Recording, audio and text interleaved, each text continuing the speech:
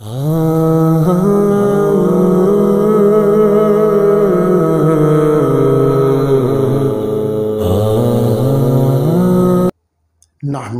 व नुसल्ली व नुसल्लिमु अला रसूलिहिल करीम।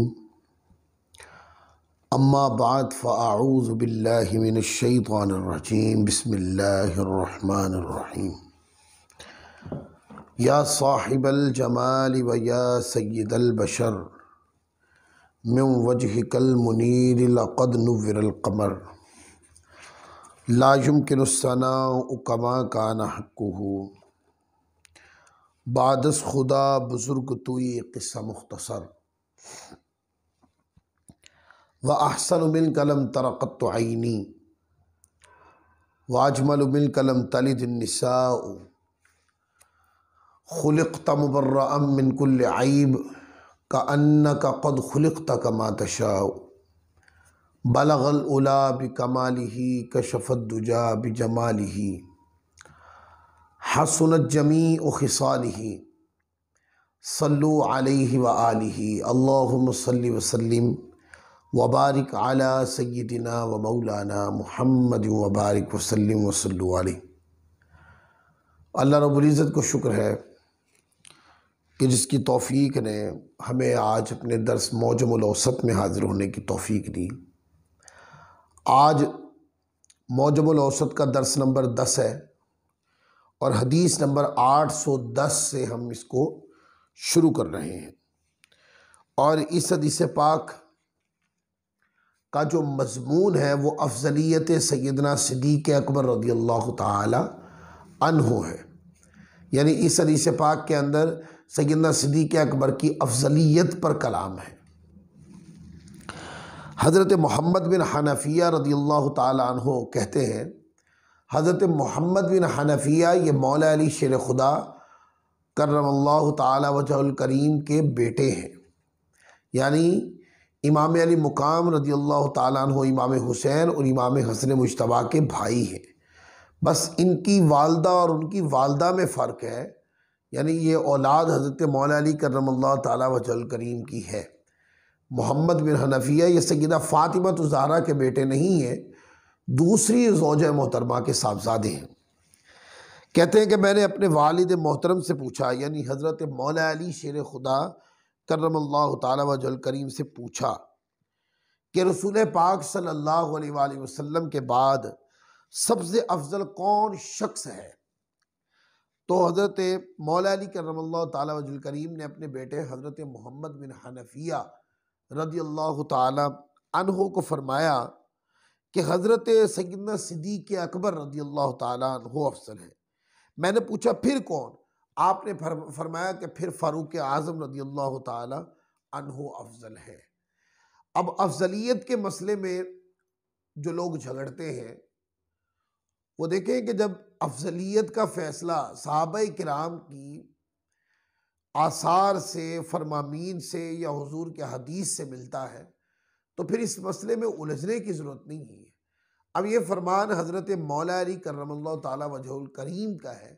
आप अपने बेटे को फरमाते हैं कि सय्यदना सिद्दीक़ अकबर तमाम सहाबा पे अफजल है और उनके बाद हज़रत फ़ारूक आज़म अफजल है। ये जो रिवायत हदीस नंबर 810 पढ़ी है ये सही बुखारी किताबुल जुमुआ के अंदर भी है।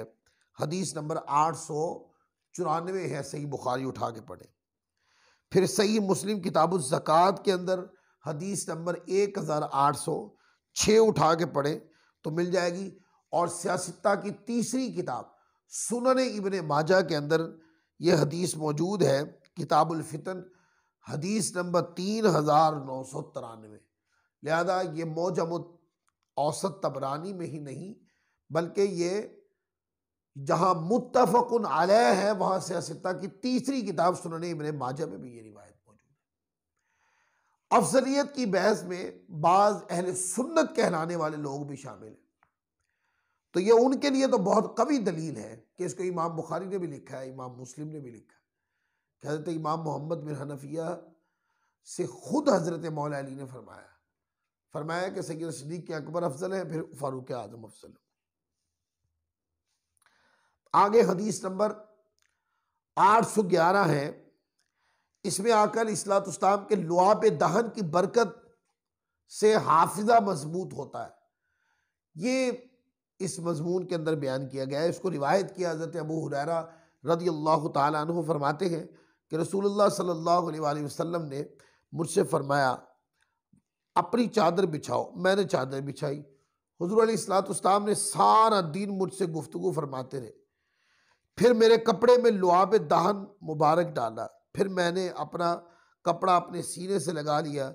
इसके बाद कभी भी मैं कुछ नहीं भूला। यह हज़रत अबू हुरैरा रज़ियल्लाहु ताला अन्हु फरमाते हैं। ये रिवायत सही बुखारी शरीफ में भी है, लेकिन उसमें अल्फाज चेंज है। उसमें अल्फाज इस तरह के हैं, मफहूम है कि सैयदना हज़रत अबू हुरैरा रज़ियल्लाहु ताला अन्हु ने शिकायत की, या रसूलल्लाह मैं आपसे बहुत कुछ सुनता हूँ, भूल जाता हूँ। आकर इस्लाम ने फरमाया कि अपनी चादर बिछाओ। उन्होंने चादर बिछाई तो हुजूर ने यूं लब भर के उस चादर में डालकर फरमाया कि इसको सीने से लगा लो। तो वो कहते मैंने उठा के सीने से लगा लिया। उसके बाद फिर मैं कुछ ना भूला। मुझे इतना मेरा दिमाग तेज हो गया। ये क्या थी? ये खैरात रसूल थी जो हजरत सैयदना अबू हुरैरा रज़ियल्लाहु ताला अन्हु को अता की गई थी।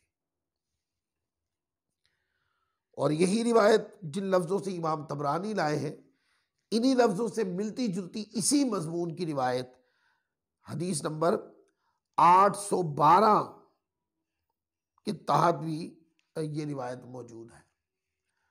तो जब मैंने इसकी मुताबकत के लिए सही बुखारी शरीफ पढ़ दी, तब ये दलील और मजबूत होगी। ये क्या थी? ये लब भर के जो डाल दिया, ये क्या थी? ये वो खैर थी जो आका ने हज़रत अबू हुरैरा को अता की थी। अब ये कि मुस्तफ़ा अता भी करते हैं, कुछ लोगों के ज़हन में ये वसवसे आते हैं कि आका भी अता तो सिर्फ अल्लाह की होती है। भाई अल्लाह की भी अता होती है। आका अल्लाह की अता करदा कुव्वत से अता करते हैं। ये जो हज़रत अबू हुरैरा रज़ियल्लाहु ताला अन्हु को हाफिजा आका ने अता किया, ये क्या था? ये अल्लाह की अता से ही हाफिजा अता किया था। तो ये हुजूर की अता है जो आका अलैहिस्सलाम ने हज़रत अबू हुरैरा को की। और वो कहते हैं फिर मैं कभी भी कोई हदीस ना भूला।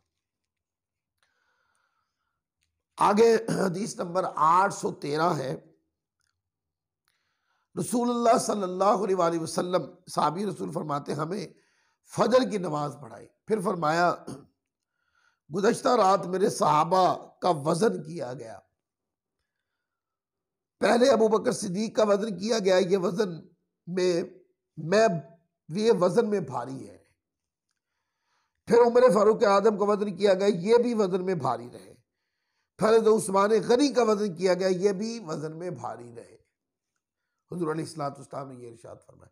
अब ये वादे इशारा है जहां सैयदना सिद्दीक़ अकबर की अफजलियत की तरफ इशारा है, वह अफजलियत में तरतीब की तरफ भी इशारा है।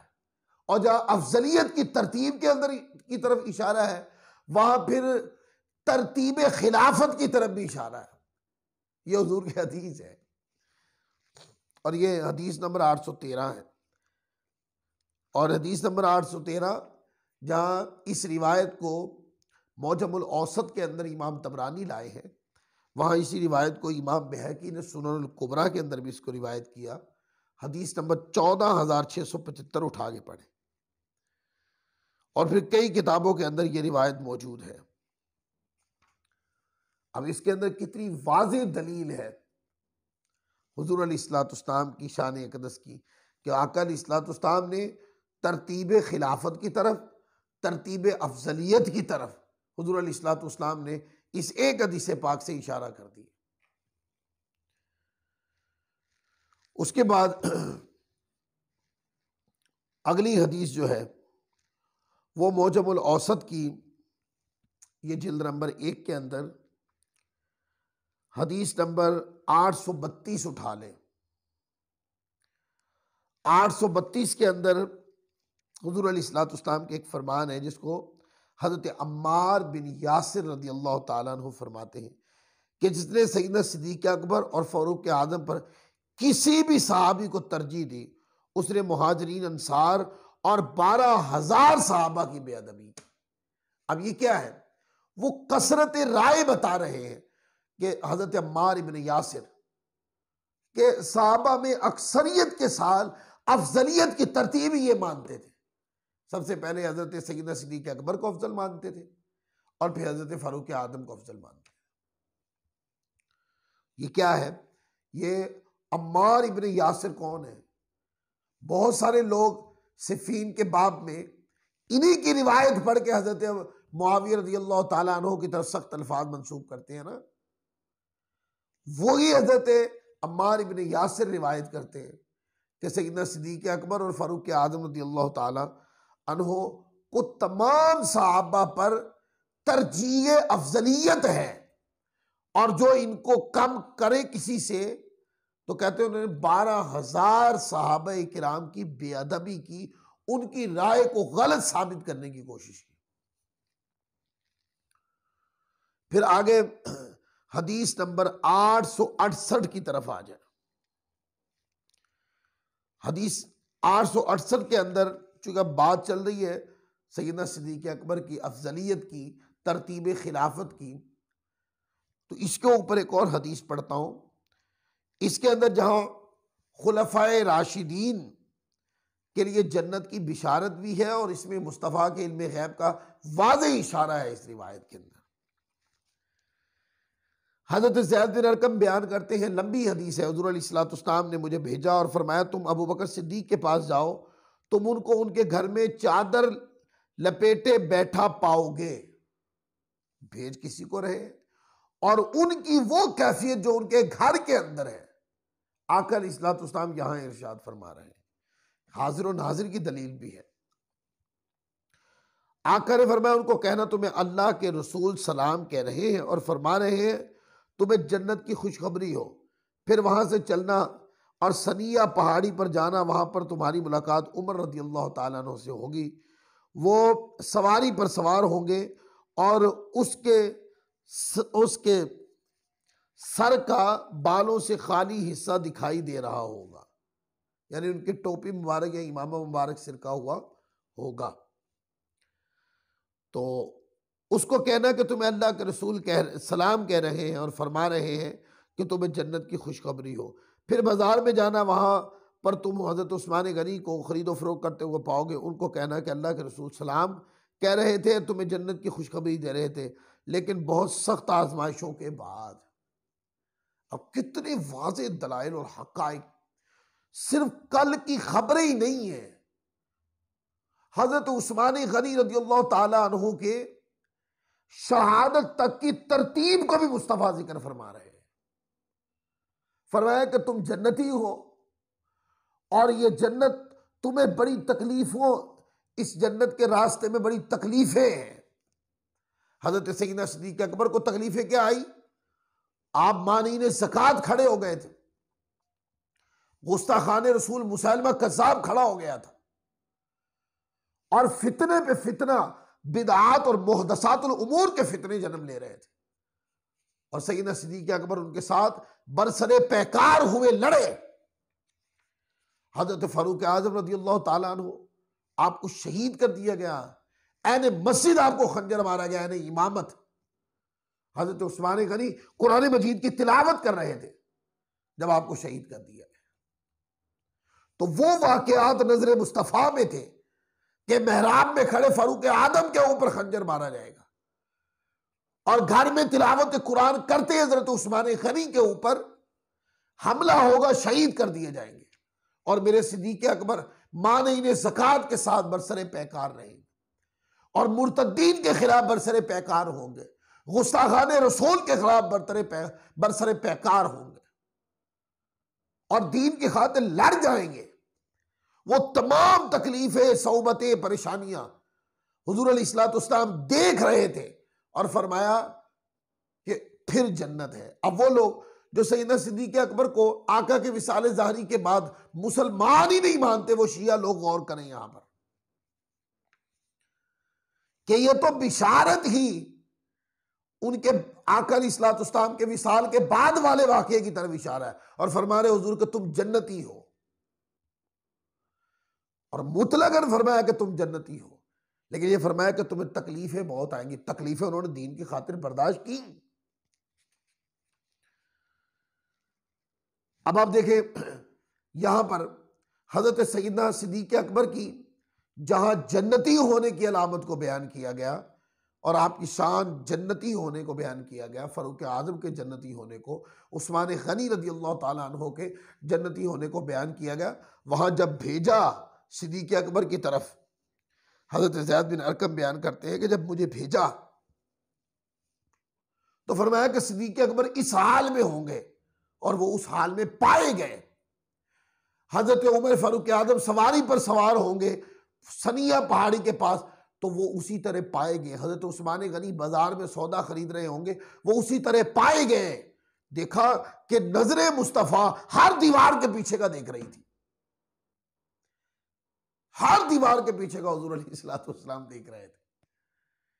और हाजिर नाजिर किसको कहते हैं? हाजिर नाजिर का अकीदा बयान करते लोग कहते मफरूजों पर खड़ा गया है, ये मफरूजे हैं यार। हम मौजमुल औसत की हदीस नंबर 868 पढ़ रहे हैं, यह मफरूजा है। अगर लोगों को अहादीस भी मफरूजा लगने लगी है तो फिर तो ईमान ही खत्म हो गया आप लोगों का। तो यह हदीस नंबर हमने पढ़ी 868 हदीस नंबर। आगे 920 हदीस नंबर पे आ जाएं। हदीस नंबर 920, इसमें हुजूर अब हाजिर नाजिर की जब बात की तो अगली हदीस भी ले लेते ना इस पर। आका अलैहिस्सलाम ने, हुजूर अलैहिस्सलाम ने कब्र के अंदर के हालात की खबर दी। हाजिर नाजिर पे एक और दलील ले कुरान पाक अहादीस नबवी से। हदीस नंबर 920 है। हजरत अबू हुरैरा रज़ियल्लाहु ताला से मरवी है, आका अलैहिस्सलाम कब्र के करीब से गुजरे, आप सल्लल्लाहु अलैहि वसल्लम ने पूछा ये किसकी कब्र है?